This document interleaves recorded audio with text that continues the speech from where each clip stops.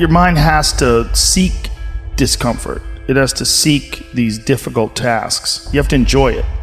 And you have to figure out a way to make your mind enjoy those things. And some people it comes easy, and some people it doesn't. Some people it takes a long time. I always tell people the best thing you could ever do is force yourself to a schedule. Just write it down. Like today I have to do an hour on the treadmill. I have to do an hour, no matter what. Even if you're walking on it, you're doing an hour on a treadmill. The next time you're going to do it, okay, you did an hour and this is the amount of miles you got in. Next time you're going to, add 3 miles. Put an extra 3 miles in that 1 hour. And just keep doing things like that. Write down, today I'm going to do 100 push-ups, and I'm going to do 100 sit-ups, and I'm going to do 100 chin-ups. That's today. And then force yourself. Force yourself to adhere to a schedule. Make a Monday, Wednesday, Friday workout schedule. Give yourself some time off, Like don't even crush yourself to the point where you can't do it. Make it so that you really appreciate those Tuesdays and Thursdays. But on Monday, Wednesday, and Friday, you're going to get after it, and this is what you're going to do. Most people just try to go work out. And you're kind of aimless, and you show up, and you pick up the jump rope, and you jump a little rope, maybe you hit the heavy bag a little bit, maybe you do some curls, but you don't really have an aim. That's why people like to hire trainers, because a trainer will tell you what to do. Well, you can tell yourself what to do. If you don't have money for a trainer, you don't even have to have equipment. With bodyweight squats, sit-ups, chin-ups, push-ups, you could give yourself a brutal full body weight workout. And you can find these for free on YouTube. There's a ton of them. There's a ton of these body weight workouts you can do. Just force yourself. Write it down. Monday, Wednesday, and Friday, I'm going to do 100 push-ups. I'm going to do 100 chin-ups. I'm going to do 100 sit-ups. Even if it takes me all f***ing day. Even if I have to do 10 and 10 and 10 and keep going all day, that's what you do. Do 10 push-ups, take a break for 20 minutes, do another 10. But get those 100 in. I don't believe in half-assing things. This life is short, If you get into something, get into it. And if you're not into it, don't be into it. And I think that insanity and greatness are next-door neighbors, and they borrow each other's sugar. That's my that's what I've always said.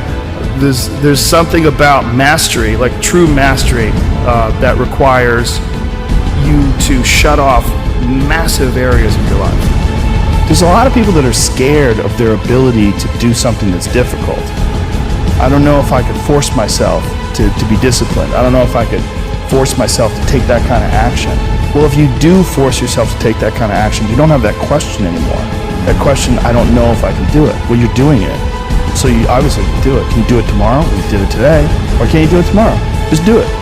You get so much more benefit out of a struggle that you choose to embark in versus a struggle that life throws upon you.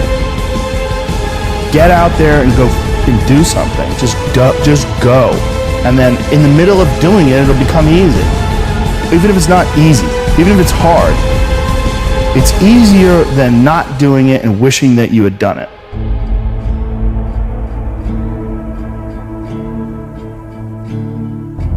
Oftentimes people confuse discipline with focus. And this is why that's important. There are things that some people can excel at because they're focused on them and because they're drawn to it and they have an incredible passion for it. Versus, like, you tell a guy, like, hey, you're going to study to be an electrical engineer. And it's like, I don't want to be a fucking electrical engineer. Well, you got to have discipline. And so they don't have the drive, and they don't get excited about it, and they don't do. But if you tell that guy, whatever, you're going to be a golfer, and he loves golf, and he's practicing every day, and he becomes a professional golfer. And you say, well, I thought that guy didn't have any discipline. Well, it's not that he didn't have any discipline. He's just not interested in that other thing. I was never a disciplined kid, but I would find things that I loved, and I was obsessed, and I always felt embarrassed by it. Because people would say, oh, your son, like to my mom, your son is so disciplined. And she'd be like, my son's fucking crazy. Like, he's not disciplined. He finds these things and that's all he does all day long. Like, it's not really discipline because he doesn't clean his room. He's fucking lazy. There's all sorts of shit he's supposed to do. I never did my homework. There's all that. But if I had a thing that I was into, I was obsessed. You were crazy about it. But it would bother me that I didn't really have discipline. Like, if I had jobs that I had to do, I didn't do a good job at them, like construction jobs that I had. But when it came to martial arts... How did you find those things, though? How did you find those things? Did you stumble upon them? I just got lucky. Martial arts, I just got lucky. And it clicked with me, like, almost immediately. I became obsessed. and I wanted to excel at it. And so I was just doing it all day long. And I think the more you choose to embark in these struggles, these especially physical and mental struggles, because I consider both martial arts, yoga, and actually even trail running, I consider the mental struggles as much as physical struggles. Like, because I could stop anytime I want. I'm halfway up the hill, I can go, fuck this. So I'm walking the rest of the way. Yep. Call my dog over, put him on the leash. I'm like, we're walking, buddy. But, or you could say, no, this is what I'm doing today. I have a very clear plan in front of me. My plan is we're doing 4 miles today. This is where we start. This is where we end. This is what we're doing. Sometimes when things are really hard to do, you think, oh my God, I got to stop doing this. But once you do it and you complete it, you have a satisfaction, this sense of satisfaction that you did something really difficult that is irreplaceable. Some kids never get that, and they just stay fat and stupid their whole life. Right. And some kids, they get these little lessons, and then they realize, like, you can push yourself and you can get somewhere. Some kids get real lucky and they get involved in sports or martial arts early, and one of the best benefits of sports is you realize that through hard work you get improvement, through improvement you get success, through success you get that big dopamine rush, you get that good feeling, right? You get confidence, you get this knowledge. You get the girl. Yeah, you get, sometimes, I didn't, but you get this knowledge that you can do something that's difficult and you can overcome, even though it feels like you can't. You're gonna have days where you suck, but those days are so motivational. I mean, that's the bright side of tragedy. So when you come through it, you really will have an appreciation for the moments without tragedy. You don't really feel it unless unless life burns you. You don't really feel it. It's one of the things that I tell people all the time, because a lot of people have a hard time defining themselves. They define themselves by failure because they failed. But I'm like, you're not your failures, you're you. Okay, your life is a series of lessons you've learned. Now, if you just dwell on the failures, like that's not healthy. It's not smart and it's not empowering. What you got to do is look at those failures and go, well, now you know what not to do. But you're not that. You're you. You could have done the stupidest shit ever, but it's not you. That's not you. You're a different thing. You're the being that's experiencing all these failures. And if you know that they're fuck ups, then you've learned, okay? If you repeat them over and over again, well, then I can't talk to you. Yeah. If you keep going back and doing the same stupid shit over and over again, well, you got a deeper issue. I don't know what it is, but I don't have the time. Building up that ability to endure things, that's also a very important mechanism that you could apply to everyday life. Like that, the mechanism of understanding how to endure.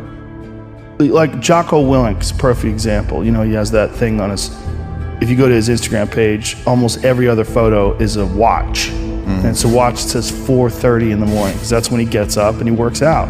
And he earns the sunset.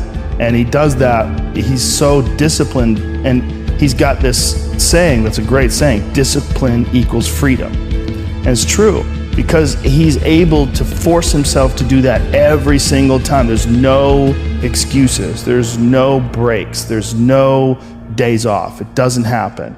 So because of that, you're not scared. You know that you can keep doing it. You know that you can continue to perform.